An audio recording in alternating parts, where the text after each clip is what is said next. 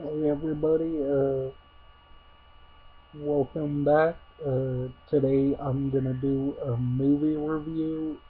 For those wondering, this will be the first review of a movie that is something that never got released. Uh, it was never released in anywhere in the world. The only way to get it is through the internet. Uh, yeah, maybe there was a VHS copy, but it was recorded through internet, and it was in pretty bad quality if you watch it on the site I watched it. But that didn't matter to me. I was just happy to be watching it. And as you can read from the title, I'm talking about Sweet Home. For those who don't know what Sweet Home is, it was a movie and a game that were released on the same day, on the same year, that was never released in America. It was, the game itself was released in Japan, I know that, for the Famicom. Uh, if you want to play it here in America, you'll have to get a reproduction card, which truth be told, they're not all that expensive. I think they go for around $50, which that's expensive to me, but to like the hardcore gamers, it's pretty cheap. Um, but I'm not talking about the game. I'm talking about the movie. I just got done watching it, and I will say, this movie fucking rocks. I'm not really into Japanese horror movies either, but I kept on wondering about this because I love the game so much. I should check out the movie. Uh, it's it came out in 1989. Uh, for those who have seen it, it gets well received. I haven't seen video reviews. I've just read reviews, and they've all said positive things about it, and they of course talked about the game a little bit. But for those that talked about the movie only, they gave positive reviews and everything. I read the reviews before I watched the movie, so I knew kind of what I was getting into, and it's exactly like the game. Uh, yeah, there are differences here and there, but it stays the same. And the game is exactly like the movie, and the movie is exactly like the game, and you don't see that a whole lot. So my guess is uh, the reason they made the game uh, so much like the movie is I think the people who were making the game also were making the movie. And that takes a lot of work to be making a game and making a movie at the same damn time. And have it released on the same day and the same year. I don't know the backstory of how this game came to be. Uh, of course, I know how the movie came to be. It's a haunted house flick, and back in the 80s, you saw a lot of those. But this one is special because it never saw the light of day, and it's a shame because more people need to know about this. And Shout Factory, I'm talking to you. Uh, I have a really simple question. Could you please release this on a Blu-ray or DVD? I don't care. It could be on a videotape for all I care, but I'd love it very much to see it on DVD or video, DVD or Blu-ray. Uh, you can get House, the 1977 Japanese horror film slash comedic film slash action film, for $20. Uh, yeah, $20 on Amazon, Blu-ray or DVD. So why can't we get Sweet Home? So now let's get into what this is about. Um, it's about this documentary crew. They want to find a certain painting by Mr. Uh, Mariyama. Miyayama. That's not Spanish, by the way. That is Japanese. And they they're told not to go there. It's closed down. It's condemned. And like most great horror movies, especially haunted house movies, they don't want to listen. They're just like, oh, it's not haunted. Oh, nothing's gonna happen. Hardy har har. Lo and behold, something does happen. And I'll get to that. But this movie is slow, so you have to be patient. It doesn't kick in until the 40-minute mark. Then you're just blown away with what's happening. For a movie that came out in 1989, sorry, it takes a lot of stuff from different movies, like the Evil Dead, like they've got the POV shots. It also takes some stuff from Hell Night. I think Hell Night came out in like 87, 88. I could be wrong there. This was back when Linda Blair was 18, 19, might have been 20, 21. But anyways, it takes a lot of different things. If it didn't take anything from Hell Night took some stuff from it. And that's a pretty cool thing. But I'm pretty sure Hell Night came out in the 80s. Really damn sure. So, uh, it takes a lot of stuff from different movies. It takes a little bit from Friday the 13th a little bit too, because it's not that big of a body count, but it does have a very good body count of 2. Now that's not high. It's low, but it's a pretty good body count for this type of movie. And we get a happy ending. You don't see that anymore. You always saw it in the 80s movies, some 90s movies, but very rarely in the 2000s movies do we see that. Especially now, we don't see that anymore. So the documentary crew does find the painting. I'm gonna not talk about everything, but they do find the painting, and they start dusting it off and everything, doing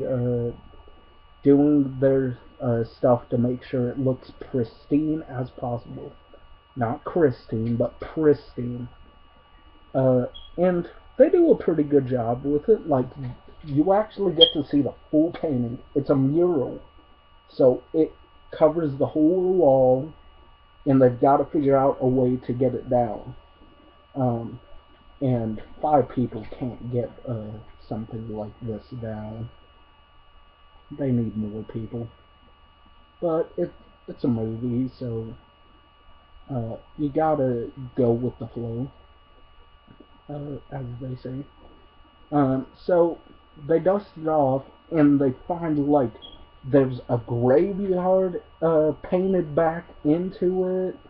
There's a little baby put in there. And I should say the characters' names. Hiro, I think that's his name. Emmy is his daughter. And they joke around with each other a lot, so you actually feel like they're father and daughter. Um, uh, Eki, who is pretty much Emmy wants Eki and her father to get together. Like Eki, like Emmy wants Eki to get with Emmy's father, so they can be like a family. So that's three people right there. Then we've got Tabugi, however you pronounce his name. And then we've got Asuka. And Asuka is the one who gets possessed. She gets possessed off and on, so yeah. There's not a whole lot of gore in here. There's like 2 scenes of gore, but they're cool, very cool. Like it's practical, and the shadows I think are practical too. Like I think House on Haunted Hill, the remake, got some inspiration from this movie too. Uh, so people have to have seen it. And I'm surprised not a whole lot of people on YouTube talk about it. I searched up video reviews for this. Nothing. Only video reviews for the game. Did people forget about the movie? And the movie is on YouTube. So, people, please do yourself a favor and watch this movie. And then what happens, Asuka starts acting weird, and she's like, oh, a baby, a baby, a baby, I want my baby back. And, that's because she's getting possessed by Lady Mamamura. Hopefully that's how I pronounced, hopefully I pronounced the name right. So, you never find out what happened to Mr. Mimamura and Mimamaya, I think that's how you say it, and Lady Mimamaya.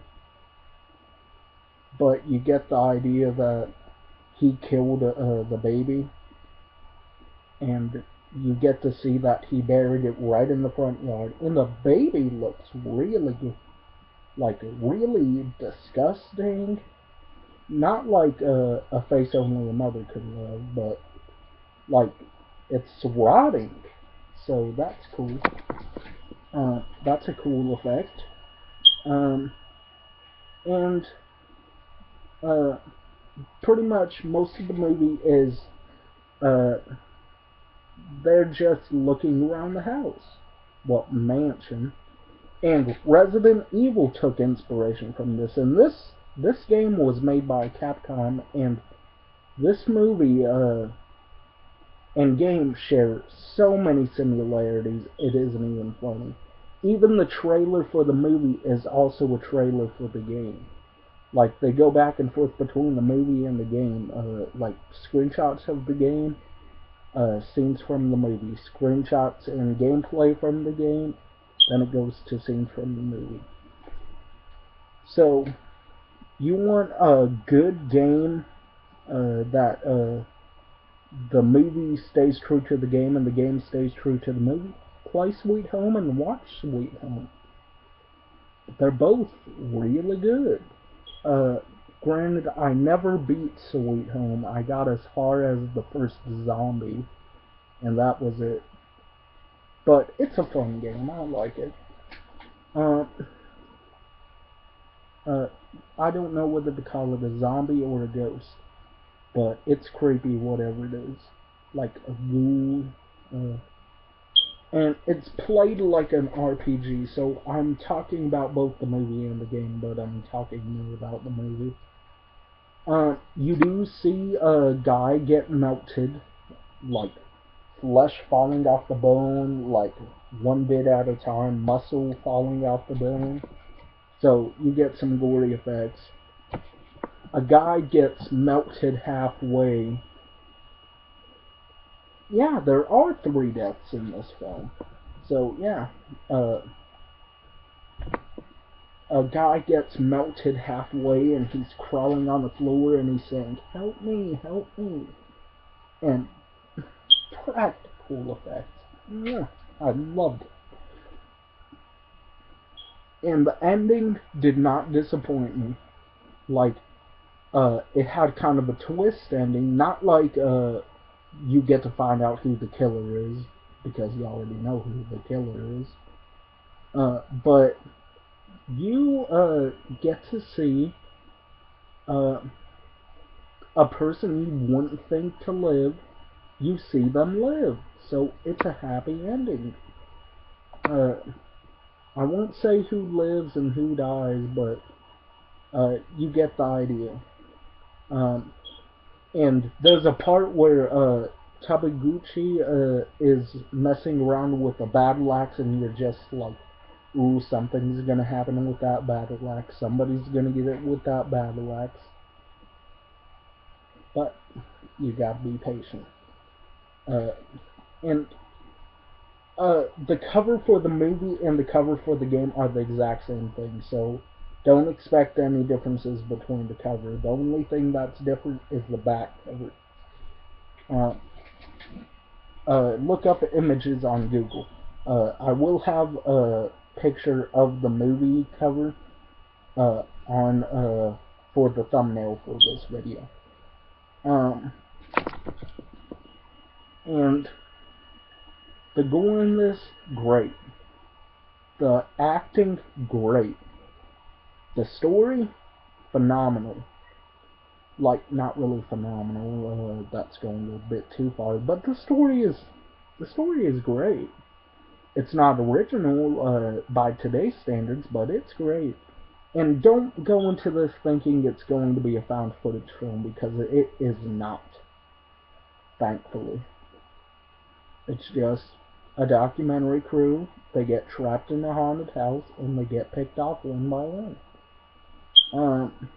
You also got Mr. Yamamura, who you think he's an asshole, but he's just trying to warn these people, stay away from the house, stay away from the mansion. And watch at the end of the credits, because it doesn't set it up for a sequel, which you don't need a sequel for this movie. It's a one of a kind.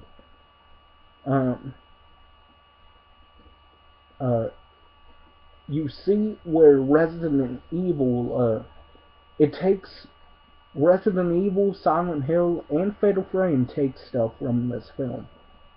So yeah, you've got something that Resident Evil takes some things like the fact that it's not five, but different people getting trapped within the mansion. Now, by trapped, I don't mean like they get trapped inside the mansion. I'm actually talking about their truck breaks down and they're not able to leave. So they're pretty much fucked. And there's no swearing in this. Like, the most you hear is bitch and shit. That's it. Bitch and shit, bitch and shit. You hear bitch twice and shit once. You don't even hear damn in this. So I've got the feeling this film might be rated R, but it's a really weak R, because most of the R rating stuff went into the gore.